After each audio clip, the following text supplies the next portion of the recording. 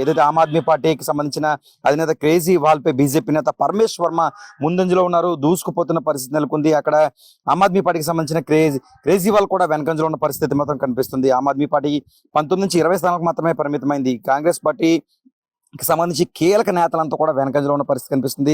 అదేవిధంగా ఇటు ఆమ్ ఆద్మీ పార్టీకి సంబంధించిన సీనియర్ నేతలు కావచ్చు, వారంతా కూడా ఏదైతే ఎలక్షన్ ముందు ప్రకటించారో వారు కూడా వెనకంజలో ఉన్న పరిస్థితి నెలకొంది. ఆది నుంచి కూడా భారతీయ జనతా పార్టీ ఏదైతే ఢిల్లీలో ప్రచారం నిర్వహిస్తుందో ఖచ్చితంగా 50 సీట్లకు పైగా భారతీయ జనతా పార్టీ అనేది కైవసం చేసుకుంటుంది అని ఆశాభావం వ్యక్తం చేశారు. అదేవిధంగా ప్రస్తుతం అయితే మాత్రం భారతీయ జనతా పార్టీ ముందుకు వెళ్తున్న పరిస్థితి మాత్రం నెలకొన్నాయి. దాదాపు కొన్ని సంవత్సరాలు, దాదాపు 20 సంవత్సరాలకు పైగా ఈ భారతీయ జనతా పార్టీ అనేది కేంద్రంలో ఉన్నప్పటికీ కూడా ఢిల్లీలో మాత్రం పార్టీ కైవసం చేసుకోలేని పరిస్థితి నెలకొన్నాయి. కాంగ్రెస్ పార్టీ గతంలో మించి కాంగ్రెస్ పార్టీ తర్వాత ఆమ్ ఆద్మీ పార్టీకే ఆ బాధ్యత, ఆమ్ ఆద్మీ పార్టీ మాత్రమే దూసుకుపోయిన పరిస్థితులు నిన్నటి వరకు ఉన్న పరిస్థితి నెలకొంది. ఈ నేపథ్యంలో మరి ఢిల్లీ ప్రజలు ఆమ్ ఆద్మీ పార్టీని పక్కన పెట్టడానికి కారణాలు ఏంటి, భారతీయ జనతా పార్టీకి ఎందుకు అవకాశం కల్పించారు అన్న విధంగా చూసుకున్నట్లయితే ఖచ్చితంగా దాదాపుగా వరుస ఎలక్షన్ లో ఈ కేజ్రీవాల్ ఏదైతే అరవింద్ ఈయన ఉన్నారో ఆమ్ ఆద్మీ పార్టీ ఏదైనా కేజ్రీవాల్ కు పట్టం కట్టారు. ఆయన పరిపాలన పట్ల కాస్త అసంతృప్తిగా ఢిల్లీ ప్రజలు ఉన్నట్లుగా తెలుస్తుంది. అక్కడ ఉన్న